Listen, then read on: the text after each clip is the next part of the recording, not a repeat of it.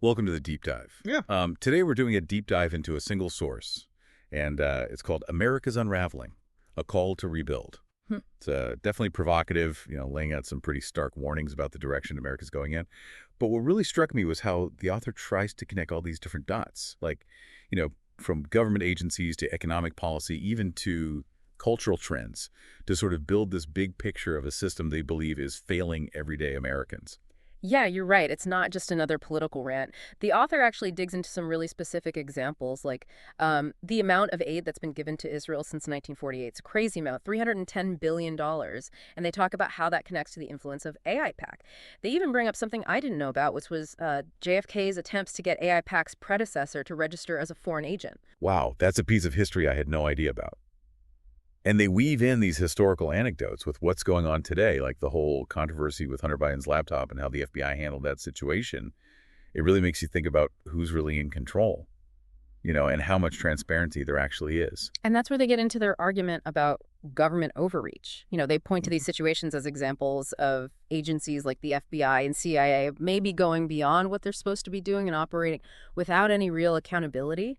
And what I find fascinating is how the author connects this lack of accountability to this feeling that a lot of Americans have of just being powerless. Okay, so let's break down this idea of government overreach a little bit. Hmm. The author uses the Steele dossier and Hunter Biden's laptop as these examples of the government potentially manipulating information. But how exactly do they make that connection? What evidence do they give? Well, with the whole Steele dossier thing, the author talks about how the FBI used that document to get a FISA warrant. And for anyone who doesn't know, a FISA warrant is basically permission to spy on someone.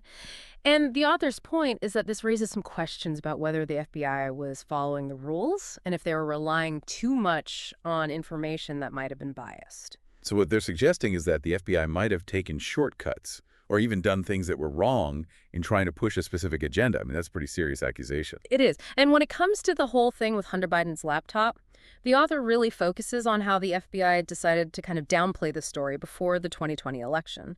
They argue that this is worrisome because it looks like the FBI might have been trying to bury information that could have hurt a certain candidate. But couldn't you say that maybe the FBI was just trying not to interfere with the election?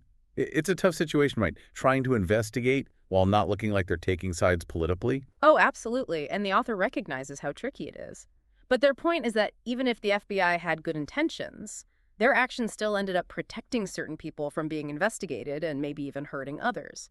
And they say this is part of why the public is losing trust in these institutions. Yeah, that makes sense.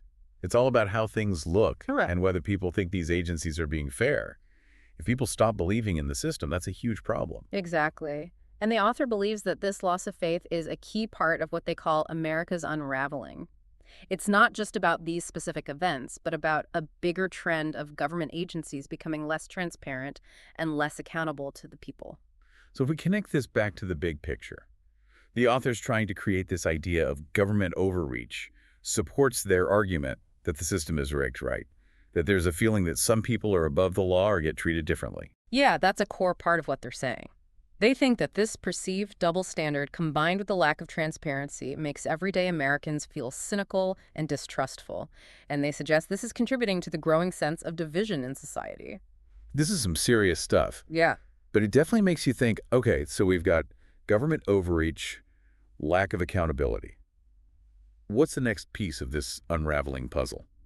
Well, from government agencies, the author then turns to the influence of a particular group, AIPAC. And this is where things get a little controversial. AIPAC. Okay. For those of us who aren't, political experts, can you explain who they are and why the author sees them as such a big problem? Sure. So AIPAC stands for the American Israel Public Affairs Committee. They're a pretty powerful lobbying group that pushes for policies that support Israel here in the U.S. Now, on the surface, that might not sound like a big deal, but the author argues that AIPAC's influence is a lot bigger than just typical lobbying. Well, they point to the sheer amount of money the U.S. has given to Israel. Remember that $310 billion number we talked about? The author suggests that this level of support is directly because of AIPAC's lobbying, and that it wouldn't happen without their influence in Congress. They even compare how much AIPAC spends on lobbying to other big groups like the NRA and oil companies, and AIPAC spending is way more. So they're saying that AIPAC is basically controlling what the U.S. does in foreign policy when it comes to Israel. Yeah, that's the main idea. They argue that AIPAC has made it so that anyone who disagrees with them is silenced. They've created a situation where it's politically dangerous to question U.S. support for Israel. They even bring up that story about JFK trying to get AIPAC's predecessor to register under Floyd Miller. Okay, you're going to have to explain that one. What is AIPAC and why would JFK want to use it on a group that supports Israel? Right. So AIR is the Foreign Agents Registration Act. It's a law that says if you're working for a foreign government, you have to register with the Justice Department and tell everyone what you're doing. JFK was worried about the influence of foreign lobbyists, and he thought there needed to be more transparency. So he thought that the group before AIPAC was basically working for the Israeli government. That's a pretty big accusation. It is, and it really highlights this long-running debate about whether AIPAC is working for American interests or for Israeli interests. The author definitely thinks that line has gotten blurry, and they say this has hurt U.S. foreign policy in the Middle East. I'm starting to see how this connects to the author's whole argument about a rigged system. They're suggesting that foreign influence, in this case AIPAC, is able to twist U.S. policy to get what it wants. Exactly. And they say this manipulation comes at a cost to the American people. We're talking about billions of dollars in aid going overseas, and also the potential consequences of policies that maybe aren't in the best interest of the United States.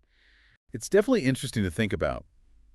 Whether you agree with it or not, it makes you question the whole thing about foreign lobbying and how much power these groups have behind the scenes. But this deep dive isn't just about the government, right? The author also talks about the economy. Yeah, and their criticism of the economic system is just as strong as their criticism of the government. All right, let's get into that. From what I remember, the author is especially critical of the Federal Reserve. They seem to think it's the root of a lot of America's economic problems. They do. They accuse the Federal Reserve of basically rigging the economy to help the wealthy elite and leaving regular Americans struggling to keep up. Can you give me some specific examples of what they're talking about? Well, they bring up things like the 2008 financial crisis, where the Fed bailed out banks while tons of Americans were losing their homes and jobs. The author's point is that this shows how the Fed puts Wall Street ahead of Main Street. And they also blame the Fed for all the inflation we've been seeing, right? Exactly. They say that the Fed's policies, like quantitative easing, basically creating more money out of thin air, has made the dollar worth less and driven up the cost of everything. So their argument is that the Fed is making everyday Americans poorer because of what they're doing. That's kind of a simple way to put it. Yeah. But yeah, they believe the Fed's policies have created this situation where the economy goes up and down in a way that benefits wealthy investors but leaves regular people vulnerable. It's interesting how they tie this back to their earlier points about a rigged system. They're basically saying the Federal Reserve is another tool that's used to make a few people rich and powerful. Right.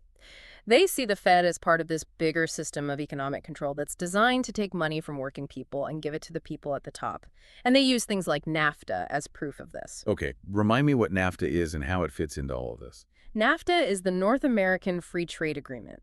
It was this trade deal signed back in the 1990s that got rid of taxes and barriers to trade between the U.S., Canada, and Mexico. Right, I remember hearing about that. It was pretty controversial. Some people said it would be great for trade and create jobs. But critics like the author of this piece said it would lead to American jobs moving to countries with lower wages and less environmental protection. So the author saying that NAFTA was bad for American workers and that is part of why manufacturing has declined in the U.S. Yeah, that's their point. They think NAFTA is an example of how globalization has gone too far. It put profits ahead of American workers. And they link this to the Federal Reserve by saying that the Fed's policies, like keeping interest rates low, helped create the conditions that made outsourcing more appealing to businesses. Exactly. They argue that it's all connected. The Fed's policies encourage things like outsourcing and financial speculation, and that leads to things like people losing their jobs and wages not growing. It's starting to sound pretty depressing, isn't it? Government overreached this shadowy lobbying group, pulling the strings in an economic system that's rigged against regular people. Does the author offer any hope? They do. But their solutions are pretty drastic. They say we need to completely change the system, starting with getting rid of the Federal Reserve. Wow, that's a pretty radical idea. What would they replace it with? They want to go back to a system where the currency is backed by gold or some other commodity. They think this would stop inflation and limit the Fed's power to mess with the economy. So they want to bring back the gold standard. That's a pretty old-fashioned idea. I'm not sure many economists would agree with that. You're right, it's a controversial idea, but the author sees it as crucial to breaking the power of what they call the money power, the financial elite who they believe are in control. And what about all those jobs lost because of NAFTA and globalization? What do they suggest we do about that? They really emphasize energy independence. They want to see more oil and gas production here in the U.S. and less reliance on other countries. They also propose tax cuts for families and small businesses because they think that would help the economy grow and give regular Americans more power. So it's kind of a populist economic plan focused on creating jobs, cutting taxes, and reducing the size of government and big corporations. That's a good way to sum it up. But it goes beyond just economics. The author also thinks we need a cultural shift. Okay, let's talk about that. Earlier, they mentioned some pretty divisive issues like critical race theory and cancel culture. How do those things fit into their whole idea of America's unraveling? They think these trends are dividing the country and creating this culture of fear and division. They see them as symptoms of this bigger problem where we've lost our shared values and our sense of unity as a nation. So it's not just about the economy or the government, it's about something deeper, a cultural problem. Exactly. They think America has lost its way and needs to get back to its core principles, things like individual freedom, self-reliance, and working together for a common goal. This is getting pretty philosophical, but I can see how they're connecting all these different parts of American life, politics, economics, culture, to make this bigger point about a system that's in crisis. Right. They're describing a country that's falling apart, disillusioned, and on the edge of collapse. But they don't think it's completely hopeless, right? They do offer some solutions. Yes, they do, but they involve some pretty big changes. Okay, so we've gone through how the author sees America unraveling, with the government overreach, the influence of AI PAC, the economic worries, and this feeling that our culture is falling apart. It's a pretty bleak picture they've painted, but it sounds like they do offer some way out of this mess. Yeah, they do. But like we've talked about, their solutions are pretty extreme. We're talking about a real shift in how we think about things. It's not just about changing a few policies here and there. They want to completely rebuild the system. So when you say rebuild the system, what do they actually want to do? What's their plan? Well, some of it we've already talked about, like getting rid of the Federal Reserve and going back to a system where money is based on something real like gold. They also want to completely overhaul the government.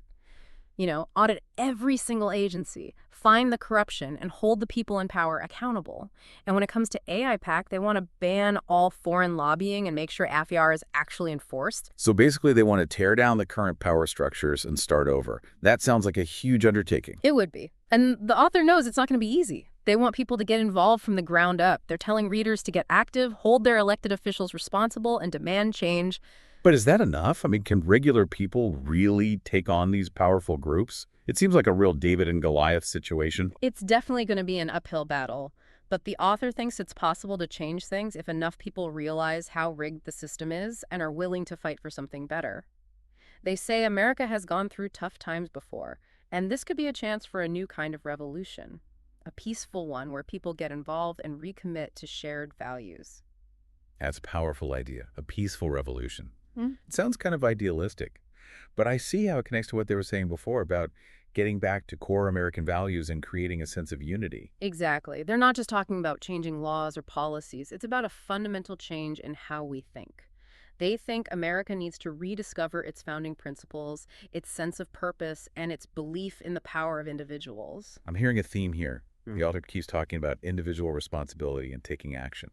It's not about waiting for the government to fix things. It's about people taking control of their own future. Absolutely. They believe that the answer to America's problems is with the people, not the politicians. They're calling for a return to civic virtue, a sense of community, and a willingness to do the hard work of making society more just and fair. So even though their assessment is pretty negative, they are offering a message of hope.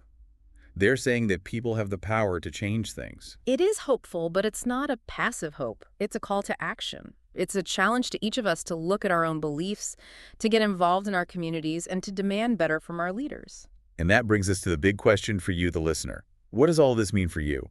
Do you feel the same way the author does about America unraveling?